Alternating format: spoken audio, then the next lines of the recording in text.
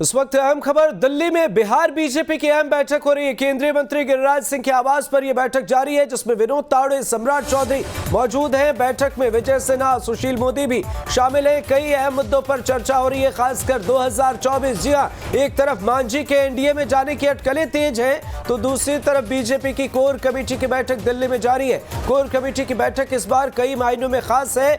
BJP के नए प्रदेश अध्यक्ष बने सम्राट चौधरी की टीम का विस्तार अब तक नहीं हो पाया है, इसे लेकर भी यह बैठक खास मानी जा रही है। वहीं जीतन राम मांझी को एनडीए में कैसे शामिल किया जाए, इस पर भी कहीं ना कहीं चर्चा होती हुई अटकलें लगाई जा रही हैं। साथ ही 2024 के लोकसभा चुनाव और 2025 में बिहार में होने वाले विधानसभा चुनाव को लेकर भी रणनीति और इस पर तमाम मंथन के बाद अब आगे देखिए क्या कुछ होता है। पर मौजूदा स्थिति यह है कि बैठक में कई मसले हैं जो खास है, जिन पर चर्चा हो रही है। दिल्ली में केंद्रीय मंत्री गिरिराज सिंह के आवास पर होने वाली इस बैठक में बीजेपी के राष्ट्रीय अध्यक्ष जेपी नड्डा, राष्ट्रीय संगठन महामंत्री बीएल संतोष, विनोद तावड़े मुख्य रूप से शामिल है। माना जा रहा है कि बिहार बीजेपी के नेताओं की इच्छा है कि पार्टी कम से कम 30 सीटों पर चुनाव लड़े। अब आगे देखिए क्या कुछ होता है। खास पर कहीं ना कहीं ये बैठक बेहद खास है। दूसरी तरफ संतोष कुमार सुमन का इस्तीफा होता है और उसके बाद जीतन राम मांझी के बयान सामने आते हैं, तो एक तरफ ये भी अटकल है कि जीतन राम मांझी एनडीए में शामिल हो सकते हैं। हालांकि वे पहले भी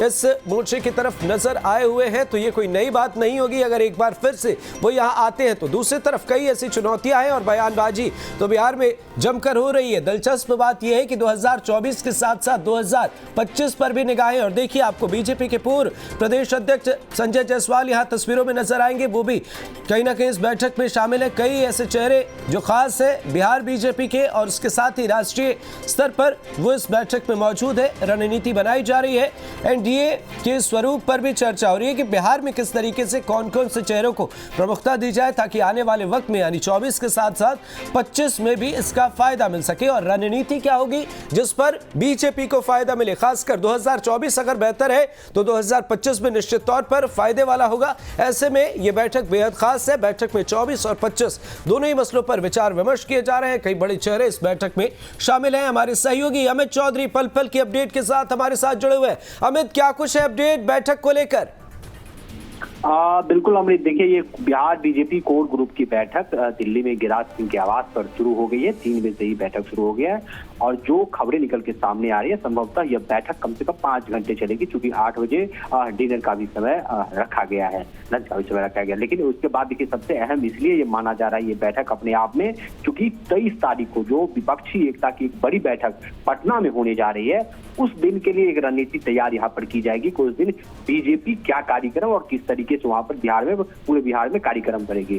दूसरा, जो अंदर खाने से खबरें निकलकर सामने आ रही है कि कई ऐसे जो अभी सरकार में, जो बिहार सरकार में शामिल पार्टियां, उसकी बातचीत बीजेपी से हो रही है। तो इस पर भी बातचीत हो रही है कि जो उनका सीटों का मांग है, तो कितने सीट हम लोग उनको दे सकते हैं, उनमें कौन कौन सा सीट दे सकते हैं, वहां पर जातिगत समीकरण क्या कहता है, वहां पर किसको लड़ाया जा सकता है। क्योंकि देखिए बीजेपी ये जो 2024 का लोकसभा चुनाव है, यहाँ पर बिहार में खासकर हर एक सीट पर फूक फूक कर कदम रखने जा रही है। तो ये अहम मंथन हो रहा है। बिल्कुल बिल्कुल अमित, एक अहम सवाल यहाँ पर खड़ा हो रहा है। जीतन राम मांझी को लेकर कई अटकलें लगाई जा रही हैं, साथ में चिराग पासवान और उपेंद्र कुशवाहा, इनको लेकर भी क्या इस बैठक में चर्चा हो रही है? क्या इनके नाम को लेकर भी कुछ खास यहाँ पर रणनीति आने वाले वक्त को लेकर बनाई जाएगी?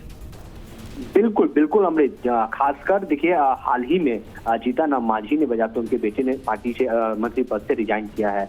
इन सब तमाम पहलू पर यही मैं कह रहा था कि जो उनको जो मांगे हैं उनकी जो सीटों की, उसमें बीजेपी देख रही है कि हम उनको कितना सीट दे सकते हैं और वो कितने सीट पर मान जाएंगे, और जो सीट देंगे वहां पर प्रत्याशी कौन हो और किस जाति समीकरण वहां पर फिट बैठेगा। तो ये सभी समीकरण इस बैठक में तय किया जा रहा है और उसके बाद उनसे राय विचार किया जाएगा कि राष्ट्र राउंड की बातें की जाएगी। क्योंकि जो हमारे पास खबरें निकल के सामने आ रही है, उसके मुताबिक कई राउंड की बातचीत हो चुकी है पहले से ही। कई जो सीटों का इन लोगों का तालमेल है, कितना सीट उनका मांग है और क्या क्या नाम मांगे हैं। इस पर 1-2 राउंड की बातचीत हो गई है और बीजेपी अब ये तय करना चाह रही है कि हम उनको क्या दे सकते हैं, कितनी सीटें दे सकते हैं और कितनी सीटें जो दे सकते हैं उसमें से कौन कौन सी सीटें दे सकते हैं।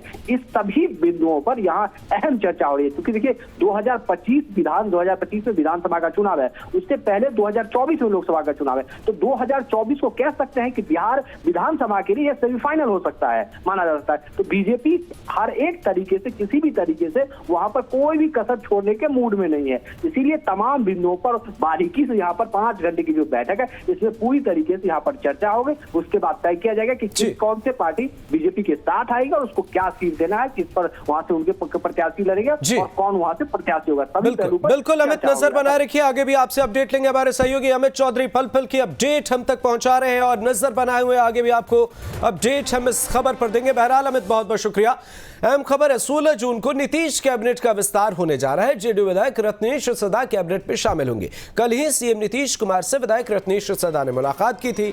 रत्नेश सदा सहरसा के सोनवर्षा सीट से विधायक हैं।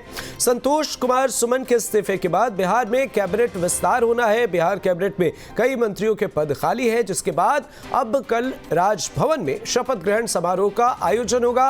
और दूसरी तरफ मांझी समाज से आते हैं रत्नेश सदा, तो ये बेहद खास नाम है क्योंकि जीतन राम मांझी के बेटे संतोष कुमार सुमन के बाद माना जा रहा है कि रत्नेश सदा जो है वो शामिल होंगे। और कहीं ना कहीं एक जो कोटा होता है सीट का, और उसके साथ साथ अगर हम सियासी समीकरण के लिहाज से समझे तो रत्नेश सदा बिल्कुल फिट बैठते हैं मंत्री पद के लिए। तो कहीं ना कहीं इनके नाम अब सामने आ चुके हैं। रत्नेश सदा कौन है, क्या कुछ किस तरीके से उनका सियासी सफर रहा है, वो हम एक तरफ आपको दिखा रहे हैं ग्राफिक्स के जरिए। दूसरी तरफ कहीं ना कहीं अटकलें तो तमाम लगाई जा रही है, पर यह बेहद खास है और तमाम मसलों पर विचार विमर्श के बाद ही कहीं ना कहीं सरकार ने अहम फैसला लिया है। संतोष सुमन के बाद यहां पर रत्नेश सदा का नाम सामने आया है।